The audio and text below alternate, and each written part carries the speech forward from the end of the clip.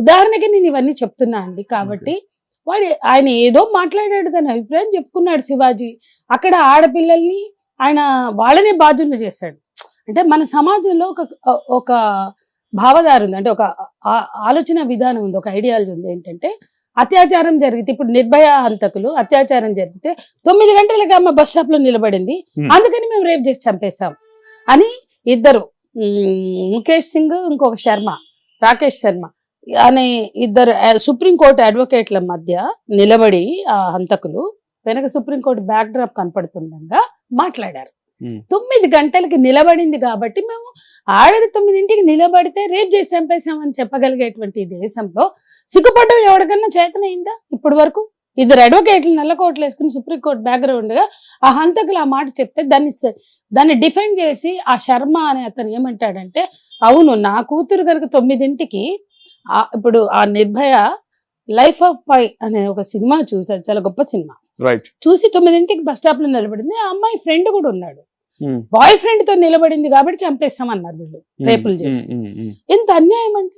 దానికి ఏమంటాడు, నా కూతురే కనుక 9ంటికి బస్ స్టాప్ లో నిలబడితే నా ఫామ్ హౌస్ కు తీసుకెళ్లి కెరోసిన్ పోసి సజీవ దహనం, పెట్రోల్ పోసి సజీవ దహనం చేసేవాడిని అని వీళ్ళని డిఫెండ్ చేసిన లాయర్ మాట్లాడాడు. దానికి సిగ్గుపడడం ఎవరికైనా తెలుసు ఈ దేశంలో? 9ంటికి నేను ట్రైన్ లో వస్తుంటే 10ంటికి వచ్చే ట్రైన్ 12ంటికి వస్తుందండి, నేను రావద్దనా ఇంటికి? అంటే 9ంటికి వాళ్ళ కాల్ సెంటర్స్ లో జాబులు చేసేవాళ్ళు, మాల్స్ లో, సూపర్ బజార్లలో పనిచేసే పిల్లలు వాళ్ళు ప్యాంటు చొక్కాలు వేసుకుని ఉద్యోగాలు చేయాల్సిన స్థితిలో వాళ్ళు 9కి 10కి బస్ స్టాపుల్లో ఉంటే చేసేయచ్చా?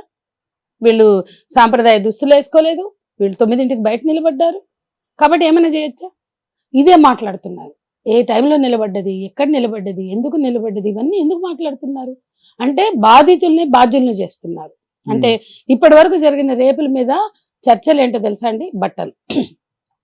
కానీ వాస్తవం ఏంటి అంటే బట్టల కారణంగా రేపు గురైన అమ్మాయి లేదు అసలు దేశంలో. ఆమె బట్టలు వేసుకుంది కాబట్టి రేపు గురైందనే ఒక్క ఘటన కూడా లేదు.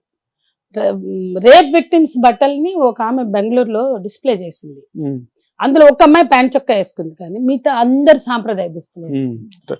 మగవాళ్ళ చూపు ఆ విధంగా ఉందంటారు. మగవాళ్ళ ఆలోచన, ప్రధానంగా ఆలోచన అంటే బయట ఎక్కడ కనపడినా, హెల్ప్లెస్ గా కనపడినా, అమాయకంగా కనపడినా, ఒంటరిగా కనపడినా, అందంగా కనపడినా, ఆయనకి గనక అవకాశం ఉంటే అది నా చాయిస్ అనుకుంటున్నారు, కానీ నాకు హక్కు లేదు, నేను ఆమె మీద పడి ఆమె అత్యాచారం చేసే హక్కు లేదు అనేది ఆ స్పృహ లేదు మనకి.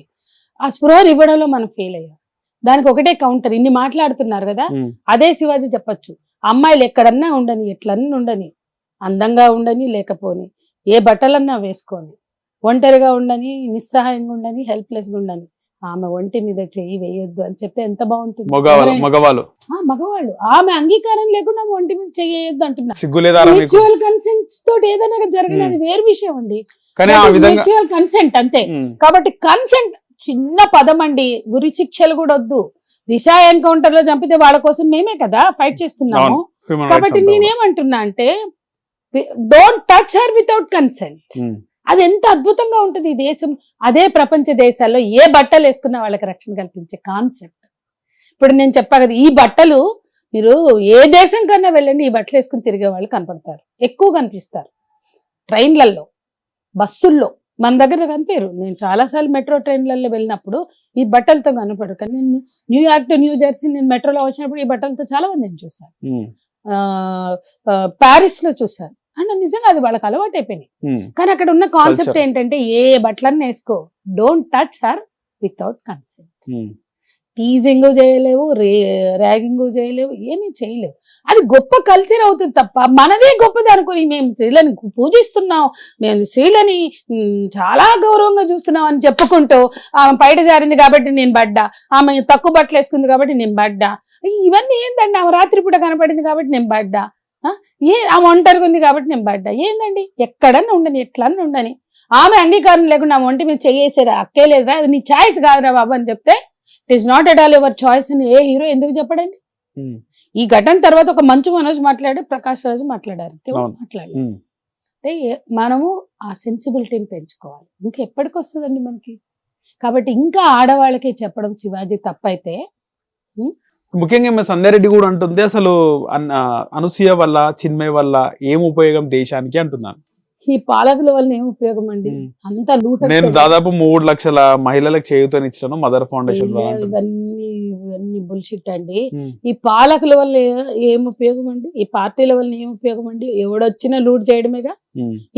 నీకు దమ్ముంటే మిస్ వరల్డ్ పెట్టినప్పుడు నువ్వు మాట్లాడేదాన్ని. నీ కాంగ్రెస్ పార్టీ నిర్వహించింది, నాకు కాంగ్రెస్ కి సంబంధం లేదు ఈ విషయం, నీకు లేదు. కానీ నువ్వు నీ ఈ స్పందన నిజమైతే, నీలో ఉన్న భావాలు నిజాయితీగా సమాజానికి సంబంధించినవి అయితే నువ్వు ముందు మిస్ వరల్డ్ని వ్యతిరేకించేదాన్ని. ఆ గుడ్డ పేలికల ప్రదర్శనలు వద్దు. ఇప్పుడు అనసూయ వేసుకుంటే నీకు ఇబ్బంది, మరి అంతమంది అన్ని దేశాల వాళ్ళని పిలిపించి నడిపించిండ్రే అవే బట్టలు, ఇంకా తక్కువ బట్టలు వేసుకుని నడిచారు వాళ్ళు. అన్ని రౌండ్లు నడిచినాయి, అన్ని గుడ్డ పేలికల రౌండ్లు నడిచినాయి. అందులో భాగంగా అవన్నీ మీడియా ఎగబడి మరి చూపించింది. అప్పుడు నీ నోరు ఎక్కడ మూసుకుపోయింది, ఎందుకు మాట్లాడలేదు?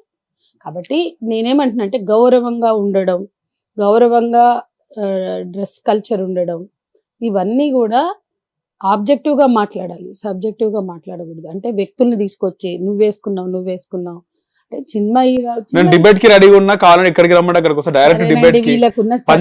వీళ్ళకున్న జ్ఞానం ఎంత, వీళ్ళకున్న ఆలోచన ఎంత, పంజోట చౌరస్తాకు వస్తాం కావాలంటే. ఆమె మాట్లాడిన భాషలోనే ఆ స్థాయి ఏంటో అర్థమైంది. అంటే ఒక విషయం అండి నేను అడుగుతా, మహిళా కమిషన్ అనేది పోరాడి సాధించుకున్న మహిళా కమిషన్. అందులో ఆమె ప్రశ్నించింది, ఎందుకంటే ఆడవాళ్ళని చులకనగా మాట్లాడాడు శివాజీ మాట్లాడాడు కాబట్టి కంప్లైంట్ వచ్చింది, పిలిచింది.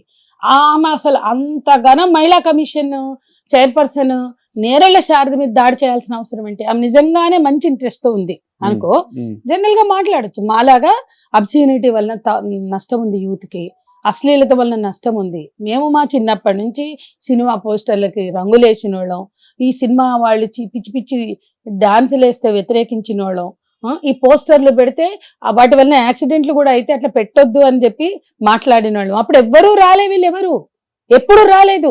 ఆ పోస్టర్లకు వ్యతిరేకంగా వాటిని మేము చించాము, నల్ల రంగులు పూసాము. ఎప్పుడైనా వచ్చారా వీళ్ళు? ఇక మా వల్ల కాగో ఈ చేతులు ఎత్తేసి వదిలేసాం. ఈ హైదరాబాద్ లో సిటీ ఇప్పుడున్న మహంతి వాళ్ళ ఫాదర్ సీనియర్ మహంతి ఉండేవారు, మన అవినాష్ మహంతి వాళ్ళ ఫాదర్, ఆయన సిటీ కమిషనర్ గా చేశారు, సిపిగా చేసినప్పుడు మొదటిసారిగా ఈ డిస్కో తెక్కులు, ఈ అందాల పోటీలు, ఈ కల్చరు సమాజానికి నష్టం అని మేము కంప్లైంట్ ఇస్తే ఆయన మా అభిప్రాయాన్ని గౌరవించి వాటికి పర్మిషన్ ఆపేశారు. దినేష్ ఒక ఆయన మన సుకుమార్ అని ఉండేవారు, ఈ అప్పట్లో మన అవుట్స్కర్ట్స్ లో ఉండే కొన్ని వాటిల్లో ఈ డాన్సులు పెట్టారు, డిస్కో తెక్కులు పెడితే సుకుమార్ గారు మాకు సపోర్ట్ గా వాటిని రద్దు చేపించినారు. ఇంకేవో డాన్సులు జరిగాయి. అంటే ఇప్పుడు కామన్ అయిపోయినాయి పబ్బులు వచ్చాక. నేను చెప్తుంది 15-20 ఏళ్ల క్రితం సంగతి. లేవు. ఈ డిస్కో తెక్కులు ఇంకేవో డాన్సులు ఉండేవి. ఆ డాన్సుల్ని కూడా ఆపించాము ఒక దశలో. ఇక మొత్తం ఆ కల్చర్ ఇప్పుడు ఇంపీరియలిస్ట్ కల్చర్, విష సంస్కృతి, సామ్రాజ్యవాద విష సంస్కృతి.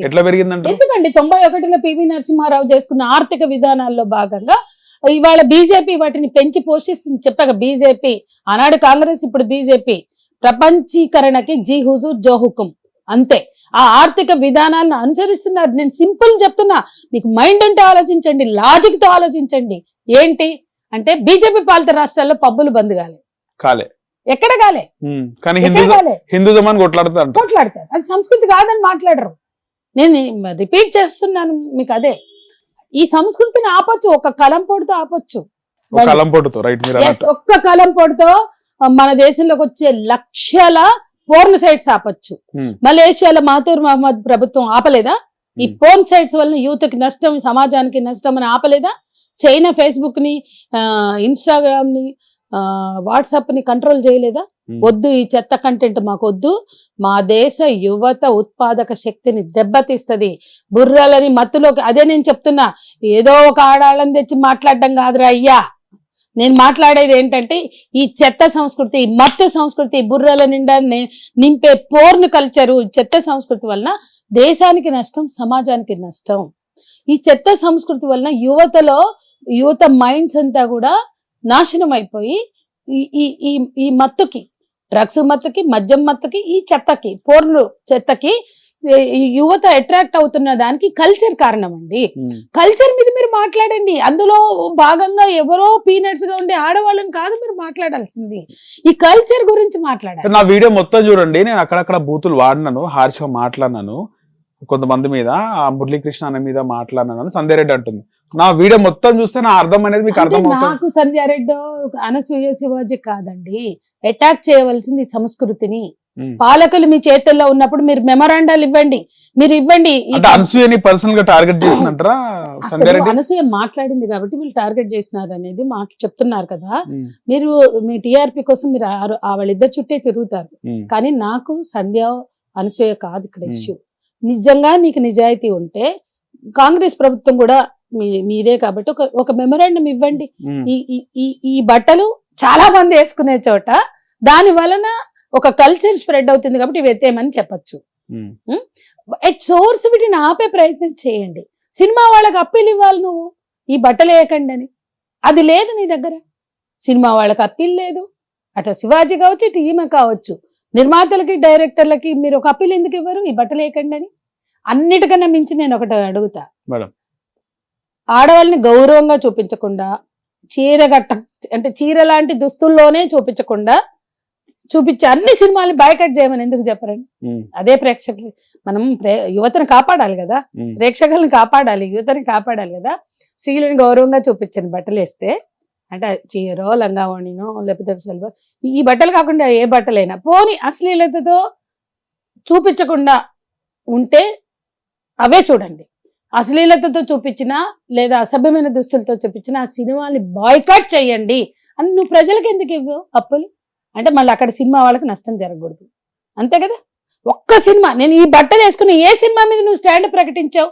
సంధ్యారెడ్డి ఏ సినిమా మీద ప్రకటించింది, శివాజీ ఏ సినిమా మీద ప్రకటించాడు? ఆయన నటించిన అన్నాడా? పోనీ ఎక్కడైనా ఇట్లాంటి బట్టలు వేసుకున్న సినిమాలో నేను నటించిన ఎప్పుడైనా అన్న చరిత్ర ఉందా? ఏదో అలకకు దొరికిందని ఆడాళ్ళు మీరు గుడ్లు వేసుకోకండి, అది కూడా హీరోయిన్లని ఎందుకు చెప్తాడు ఆయన? అంటే మీ చీప్ పబ్లిసిటీ కోసం వాగేస్తారు. నువ్వు ఎప్పుడైనా సెన్సార్ బోర్డుకి ఇచ్చావా ఈ బట్టలు కాకుండా ఏ బట్టలు వేసుకున్నా వాటికి పర్మిషన్లు ఇవ్వకండి అని, ఆ సినిమాలకి సర్టిఫికెట్ ఇవ్వకండి అని చెప్పారా? కాబట్టి వీళ్ళకి నిజాయితీ లేదు. మేము ఎన్నోసారి సెన్సార్ బోర్డుల ముందు ధర్నాలు చేస్తాం. అబ్సినిటీ, అశ్లీలత అనేది చాలా మోతాదు పెంచుతోంది సినిమా ఇండస్ట్రీ అని. అట్లాగే సినిమా మేకప్పుడు పక్షుల్ని జంతువుల్ని హింసించమంటారు. అట్లాగే ఆడవాళ్ళు, పిల్లలు, లేదా అంటే బాడీ షేమింగ్ కావచ్చు, వికలాంగులని షేమింగ్ కావచ్చు, నల్లగా ఉన్న ఎన్ని సినిమాలు నల్లగా ఉన్నాడని బాబు మోహన్ అవమానిస్తూ కోటా శ్రీనివాసరావు వెనక నుంచి తన్నడం, వీటన్నిటి మీద మేము మాట్లాడమండి. ఎవరు మాట్లాడారు? ఎన్నోసారి మాట్లాడాం, వదిలేసాం మేము. అంటే నేనేమంటున్నా అంటే రియల్ అబ్సీనిటీ మీద మాట్లాడాలి, అశ్లీలత మీద మాట్లాడాలి. అవి ఎక్కడి నుంచి పుట్టుకొస్తున్నాయో దాని మీద చేయాలి. కానీ ఇవాళ దేశంలో అదే విధానాలు, ఈ డ్రగ్స్ కల్చర్ని కానీ, పబ్బులు కానీ, లేకపోతే మొత్తం డ్రగ్స్ కల్చర్ని, ఇవాళ డ్రగ్స్ అంతా ఎట్లా స్ప్రెడ్ అవుతున్నాయని ఎవరి ఓడల్లోంచి వస్తున్నాయి తెలీదా? ఏ షిప్ యార్డ్స్ నుంచి వస్తున్నాయి తెలీదా? ఎవడన్నా మాట్లాడతాడా? ఆదాని షిప్స్ నుంచి, షిప్ యార్డ్స్ నుంచి ఎంత స్ప్రెడ్ అవుతున్నాయి? ఇవన్నీ మాట్లాడే నిజాయితీ కూడా ఎవరికి లేదు. హిట్ టీవీ యాప్, ఇందులో short news, live news, entertainment shows, movies, digital magazines తో పాటు మీ జిల్లా వార్తలను కూడా ఫ్రీగా చూడొచ్చు. ఇంకెందుకు ఆలస్యం, వెంటనే హిట్ టీవీ యాప్ ని డౌన్లోడ్ చేసుకుని ఫ్రీగా ఎంటర్టైన్మెంట్ పొందండి. Hit TV app, hit TV app, please download hit TV app. Hit TV app ని ఫ్రీగా డౌన్లోడ్ చేసుకుని ఎంజాయ్ చేయండి. మీకు నచ్చిన ఎంటర్టైన్మెంట్ కోసం హిట్ టీవీ యాప్ ని ఫ్రీగా డౌన్లోడ్ చేసుకుని ఎంజాయ్ చేయండి. హిట్ టీవీ యాప్ ని డౌన్లోడ్ చేసుకుని ఆస్వాదించండి, ఆశీర్వదించండి. ఇంతమంది సెలబ్రిటీలు హిట్ టీవీ యాప్ ని డౌన్లోడ్ చేసుకోండి అని చెప్తున్నారంటే ఎంత మంచి యాప్ ఆలోచించండి. అమెరికా అమెరికాలో చదవాలనుకునే వాళ్ళకి విశ్వసనీయమైన పేరు మన శౌర్య కన్సల్టెన్సీ. UK లో 1 year masters, UK లో 1 year masters, 2 years work permit up to 5 years visa. Contact Saurya Consultancy. Contact 89851 89851.